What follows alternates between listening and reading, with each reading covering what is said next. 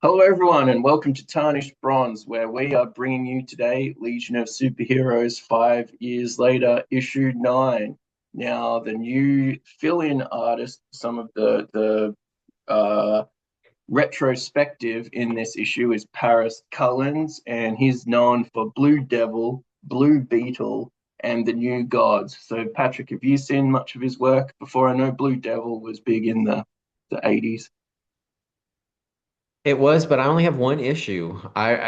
For some reason, and honestly, I don't even know why I have that one. I mean, not that I didn't like it, but I don't know if he's the artist in that one, the one I have. Okay. Anyway, yeah, not really. I will say, as I said with the previous issue, number 8, I do like the idea, and I think it's smart to give Giffen a break and have him sort of do the framing of the issues to maybe progress the plot just a little bit, and then have another artist do the flashbacks in a more simple style that sort of harkens back to Kurt Swan or the 60s kind of style. I think that's an effective storytelling device. However, there were some things about Cullen's art that I liked. I love the pleated skirt on Laurel Gand. I thought that was just a nice touch. I like her sort of mirroring Monel's style at that time. I really didn't like the hairstyles that he chose or the way he depicted them. I thought Brainiac 5 had a exceedingly receding hairline that made him look much older than a teen, and he's supposed to be a teen in this flashback. So a little hit or miss for me. I would also like to point out, by the way, not to quote the Bard being you, that we had 1 through 3 establishing a reboot of the series, 4, which is a reset reboot, 5, which is a completely new universe. I don't know, these aren't in your words exactly. 6, we go back to the original 6, 7, and 8, and then we have some sort of retcons in there. 9, we have a retconned origin story, and 10 is basically take Supergirl's origin story, uh, mix it around just a little bit, change a few of the names, and you could probably do it with find and replace on Word. And voila, we have another origin story to completely disrupt any progress that we're and momentum we have on this series. Hopefully, at some point, we'll get back to the main plot, Well, maybe. Patrick, you're being very generous. This is issue 9, so there's even one less issue that all of this Oh, sorry. retconning, rebooting, and rehashing is happening in. So, I think you're, if anything, too generous. Um, at the start, we've just got pirates sitting at their computer terminals doing some, I don't know, some verbal diarrhea for reasons that escape me, although not in the different font as you pointed out. Yeah, one of the few things in this series that actually sort of gave some clarity of who was talking or what was happening in the reams of dialogue that we're reading was the fact that Roxas's internal dialogue was often in different fonts so that we could tell. Now, at first we didn't know. First, it was super confusing because he was in all black, just a black panel, and just having these different fonts of text. Now we've done away with that. So he just jibber jabbers in different voices, but all in the same font. It's just, the choices I don't understand. I did like the little joke here where he's at the library or the local blockbuster doing research on the Legion as one does. For some reason, he's one of the only people in the galaxy who doesn't know the biography of Laurel Gand, I guess. But the holo he's looking for was returned late by this little alien boy, and of course, we're led to believe that Roxas murders him in cold blood, based on his sort of internal dialogue. But then we find out he actually gave him 10 credits. So, Roxas, the genocidal maniac space pirate with a heart of gold. Yeah, that's a great tagline, actually. And so now we're into Title of the uh, episode. yeah, now we're into the rest of the episode, and we've got our city in a bottle, like the Canton Door or the Supergirl equivalent of that, which I'm just blanking on the name of, Patrick. Argos. Argo City. Okay.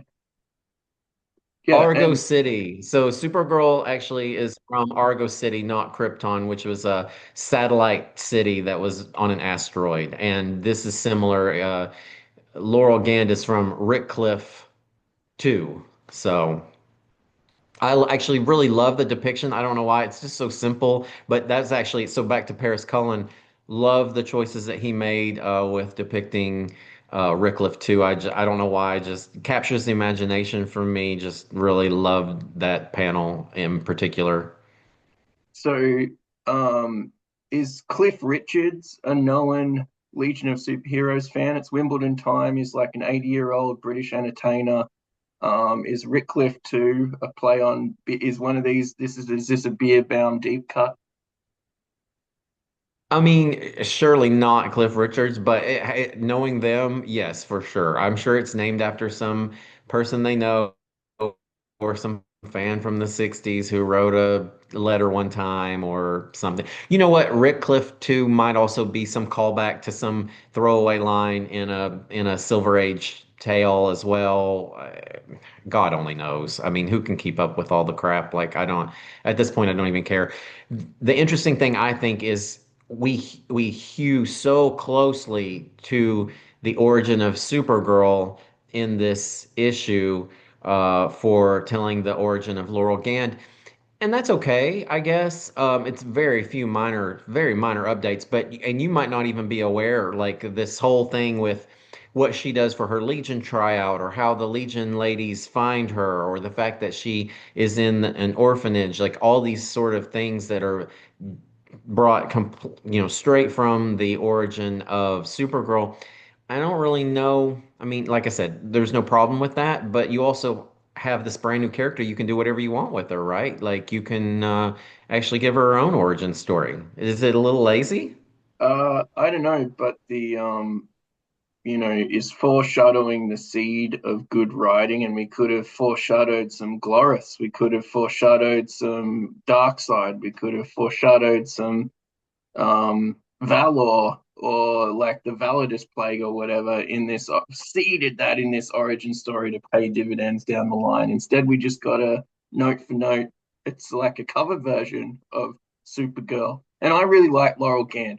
I'm not confusing my lack of juice in this origin for a dislike of Laurel Gand, but you know, it's a it's if you're doing this just to spite the editorial that said that you couldn't use Supergirl, and so you're just gonna go like, all right, we'll just find all Supergirl and type Laurel Gand and like be done with it, then that's fine. But why waste a whole issue on it?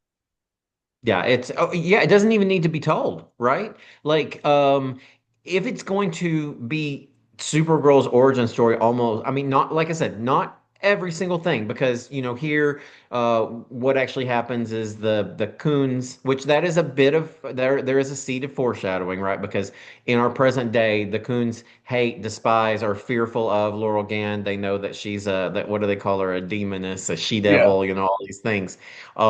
So the reason for that is because they attack her place, Rickliff too, and I think kill her parents. And she sort of discovers her innate bravery and basically flips a switch for the defense mechanism that destroys most of the Coon fleet. And of course, then she has to go into witness protection on Earth so that they don't kill her because she's just a little girl. Um, Besides that, the rest of it really reads almost as a word for word depiction of what Supergirl's tryout for the Legion in the '60s, how the Legion contacted her, Brainiac, sort of falling in love with her during their tryout, et cetera, et cetera. So, yeah, I So think Patrick, these I was might just even be non-canonical pouches on the early Legion of Superheroes uniforms here. So the '90s is seeping in to these issues. I love a pouch. That's a great pouch on the cover too. So we have that, but this just one of seems the like, things. sorry. We're just No, oh, that's okay. No, you retreading, first. You first. retreading old ground. Yeah. Yeah, and here what that actually dovetails into what I was going to say. One of the things that Levitz did during his era that I really liked so well is he took relatively simplistic 60s stories and either alluded to them or in some ways almost um, without saying that the previous one didn't happen, almost retold them, but with interesting details and making them more sophisticated and more sort of the present moment with the new characters as we know them now, right?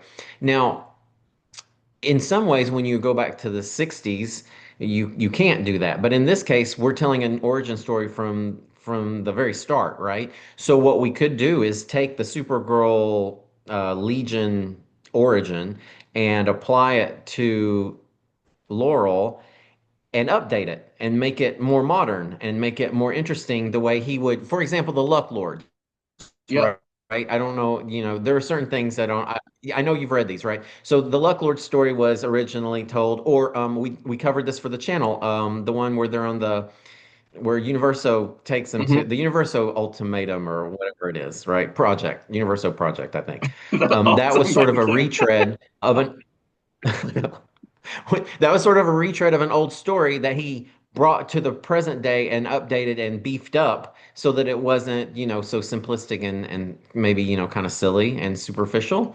But really, what we're getting here is just the same sort of superficial tale that's a little juvenile in scope and not really adding much to it. And the things that are getting added often are the minutia that don't really contribute to the story. And I think that's the problem that we're having sometimes. Yeah. I do. I mean, I like the pleat. the double boob deflection is Yeah, that's straight out of the 60s. I do like the pleated skirt, but the Monel top sort of looks a bit silly for me. Yeah, just it's kind of a nothing story. I don't know what the point of this is over so many pages. We do get to see like how powerful Laurel Gand is, so I guess that's something. But we already know that because she took on Vrakos and all these other people, like in the real issue that she appeared in continuity and stuff. So all this serves to me, Patrick, is just to show her backstory with Brainiac 5, which was spoiled by the last page of the last issue, which makes this just seem like a bit of a furphy. Like this is just empty of any stakes. yeah, Um, yeah. Yeah. yeah, She's I mean, she's very much giving Catholic cheerleader from the late 80s for me, for like my local schools back home. So I love the pleated skirt. She definitely went the other route for in terms of modesty. The pendulum, like I said, swung hard the other direction. But we're just left to wonder. They have this. They obviously have this romance. We have this really meaningless, uh, a mission that they're sent on to apprehend Doyle, so RJ Brand's cousin, I guess, yeah. or that's how we're referring to him. That was referred to, I think, in the retelling of the origin story. So I guess it's supposed to be a callback to the previous issue to a character none of us care about. Like I don't know. It's a miss for a large part of this. And so this is the one thing that kind of I think is this the person in the middle with the butt cheek showing, is that Laurel Gand or is that Vi? Shrinking Violet, yeah. Okay. So Shrinking Violet, we do get a few things about the current plot. One is Roxas has discovered that EarthGov has hired Celeste Rockfish to investigate him. And of course, he's furious because EarthGov is also who has busted him out of jail via the Dominators to do all the bad stuff. So he is beside himself, very angry about that. And Shrinking Violet is very, very worried because she has fought in the war and killed many Brawlians in the Imsk War. And of Mhm. course, she's very nervous to face Cosmic Boy and talk to him about, her war crimes, if you will. And that's why she's there looking at Pol Kren, that's Cosmic Boy's dead brother from the Magic Wars. Okay, yeah, no, I know that they're on the topless planet, so I was just confused if it was also bottomless Laurel Gand or just topless Shrinking Violet. It's all just getting really confusing because, apropos of nothing, these little vignettes at the start and the end just kind of pop out of nowhere. And so that's one of the things that irritates me is I've now completed the Giffen section of 5 years later. Brainiac 5 and Laurel Gand, as far as I can recall, because I was waiting for it, just never have any interaction or resolution. Brainiac 5 does interact with Ron Vidar a little bit, but the kid is kind of like not referred to really ever after last issue. Imagine if that last issue reveal was in this issue and this issue's reveal is in last issue. Nothing would have changed except this story would have been a hell of a lot better. That's all I can think of. As far as the retrospectives, I kind of like Sprouse's retrospective a bit better.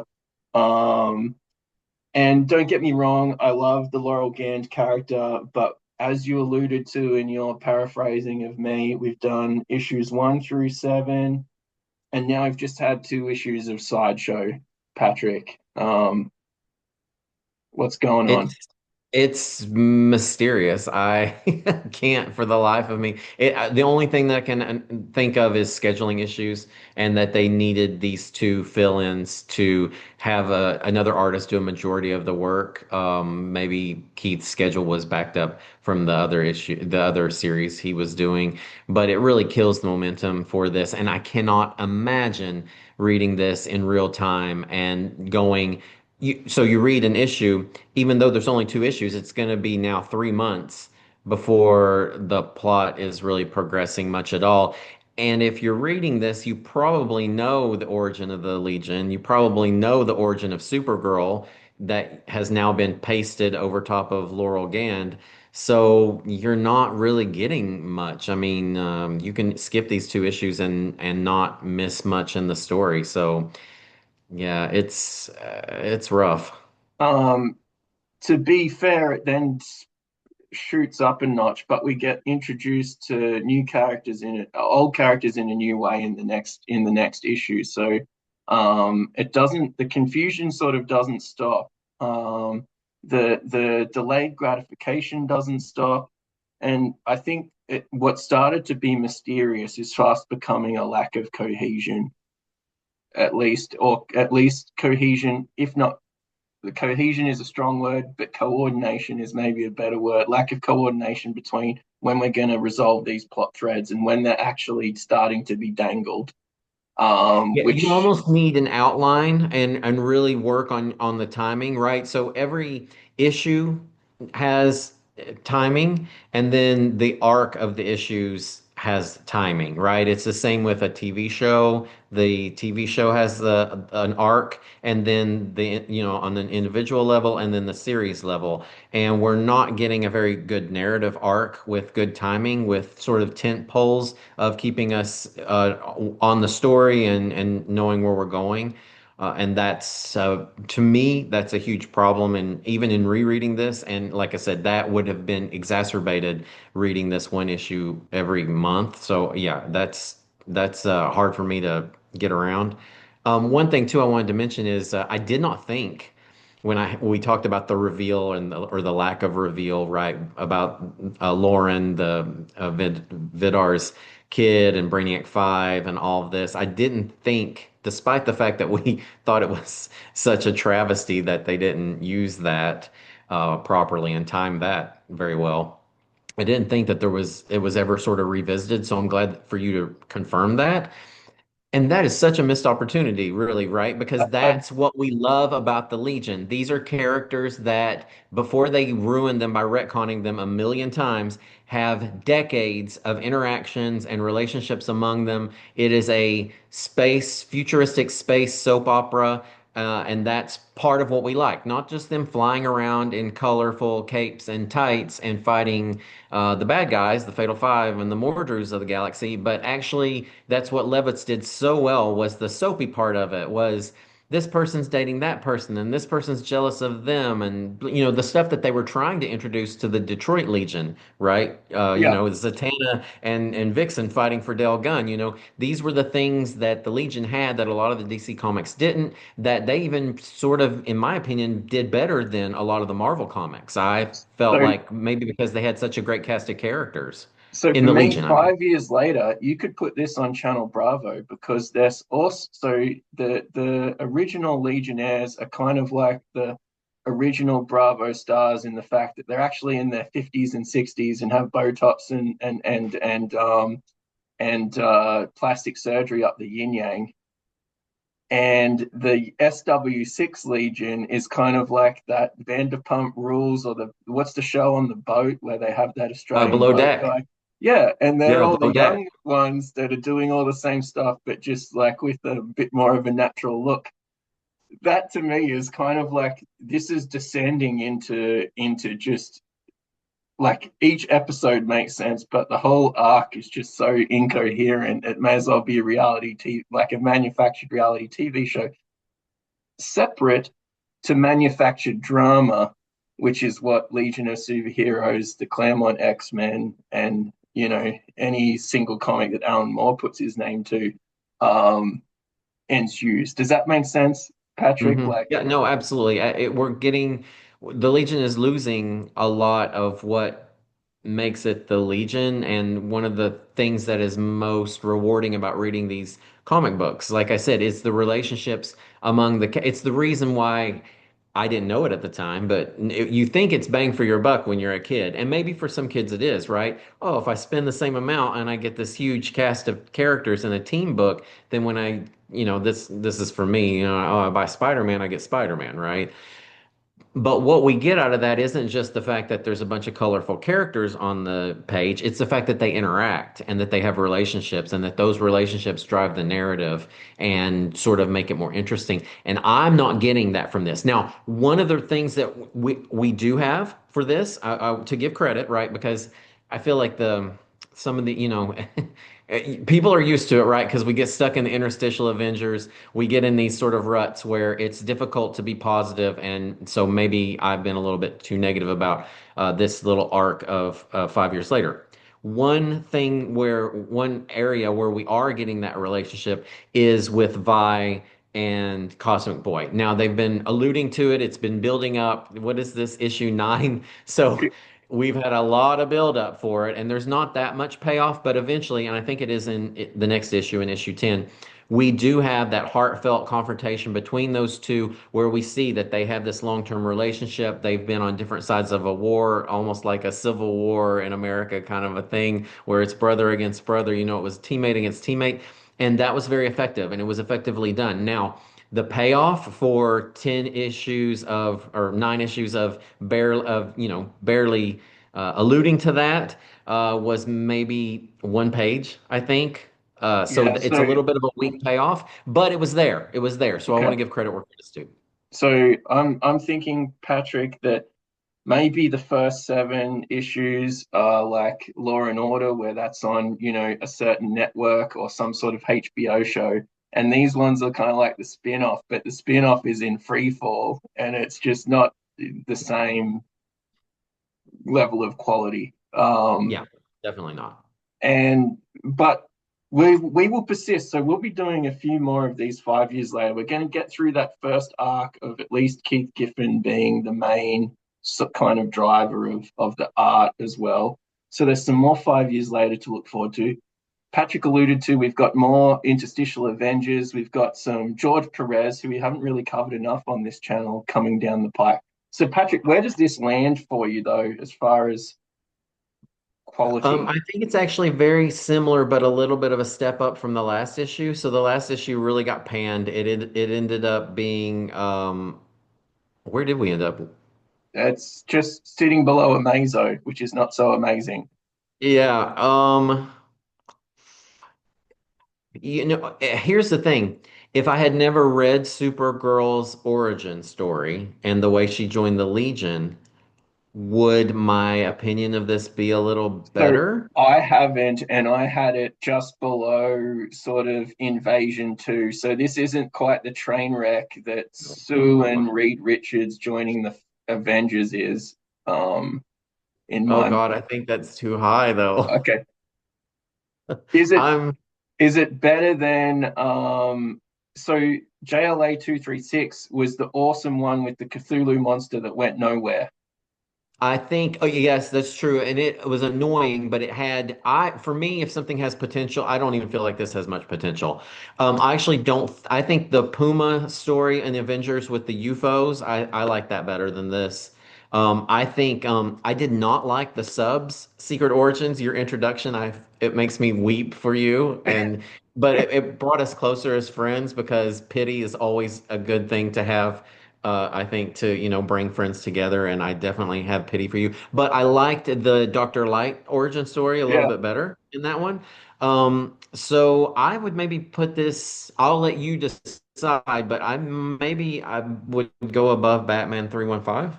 Okay, in honor of the fact that we've got a shorthand, this is Housewives and Convertibles of Batman 315. And I actually find a lot of joy in that issue. I'm going to put this just below that because, like, this is Batman 315 had calories in it, and it had some great art. And to be honest, those issues are 15 pages because of weird oil price stuff. So they're very short issues and you can't do that much. But nonetheless, it had all this other stuff in it. Whereas this one, you were bound by your imagination, and perhaps they were straitjacketed by their lack of imagination in this particular issue. So that's my final word. Patrick, do you have any vetoing of that? Or do Are you... are we going to go above Amazo for this one though? Yeah, I think, yeah, Honestly, because, is the Amazo should the Amazo be better just above it just for the covers? yeah, Maybe. like I think we can let it just sink, ride one more. So I like this better than eight, but that's like choosing between two, you know, um, unruly, demented nightmares. Let's put it that way. In this one, I fell into oblivion, but I never hit the ground. But in this one, I got stabbed. So yeah, yeah. I think let's leave these bookmarked together. They're linked forever in Yeah, time. linked forever in time on Tarnished Bronze. So like, follow, and subscribe. Hopefully, we'll be back with some good comics next time.